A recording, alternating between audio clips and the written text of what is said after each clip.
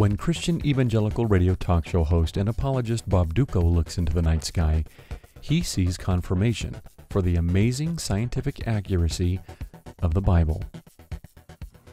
Every star is different. We know that now. But they didn't necessarily know that thousands of years ago scientifically, but 1 Corinthians 15:41 says, "The sun has one kind of splendor, the moon another, and the stars another. The star differs from star in splendor." Anyone standing out on a starry night can plainly see that stars are different from one another in some respects. Some are brighter, some are dimmer, some are clustered together, some seem isolated. What exactly does the passage from 1 Corinthians 15:41 mean, however, when it speaks of differences between the stars? If apologists would attempt to understand these passages in their original first-century contexts, instead of trying to force-fit them into an apologetic about modern scientific discoveries, they'd understand that the stars are being referred to in this verse as something called glory or splendor. And this glory or splendor was believed to exist in varying degrees in all living things, and of things both heavenly and terrestrial. The entire passage from which this tiny verse comes is an attempt by Paul to explain that the resurrected body is of a different kind than the earthly body one finds themselves in today. The passage reads, "Someone will ask, 'How are the dead raised? With what kind of body will they come?' How foolish! What you sow does not come to life unless it dies. When you sow, you do not plant the body that will be, but just a seed, perhaps of wheat or of something else. But God gives it a body as He has determined, and to each kind of seed He gives its own body. Not all flesh is the same. People have one kind of flesh, animals have another, birds another, and fish another. There are also heavenly bodies, and there are earthly bodies. But the splendor of the heavenly bodies is one kind, and the splendor of the earthly bodies is another.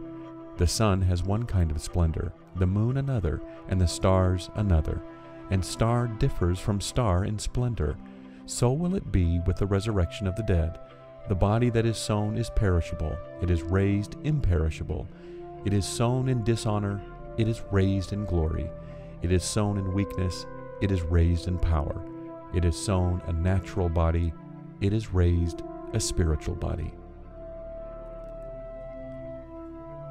Paul is making the very unscientific statement that human beings differ in their flesh from other animals, birds, and fish.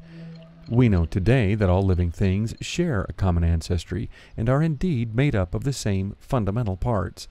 There is little difference between human beings and other animals in their flesh. But Paul made an equally large scientific blunder, asserting this difference in substance extended even to stars and planets, unaware, of course, that all living things are made of what Carl Sagan called star stuff. According to the Oxford Bible Commentary, in antiquity, the stars and planets were generally considered to be living matter, with a constitution much more glorious and ethereal than that of earthbound creatures. Paul is thus suggesting, in this passage from 1 Corinthians, that a resurrection body could be a body of much higher order than our present physical condition, though the point hardly works for us, who know that the stars are not a different order of creation, but as physical, material, and destructible as ourselves. So both the ancient apologist Paul and the modern apologist, thinking Paul was making some sort of scientific statement about red giants and yellow dwarfs, are equally wrong, and such scientific blunders do nothing to evidence the truth of the Bible.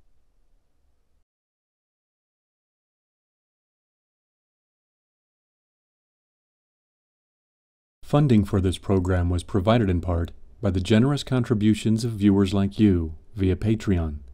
Consider joining them at www.patreon.com/BibleSkeptic. Thank you.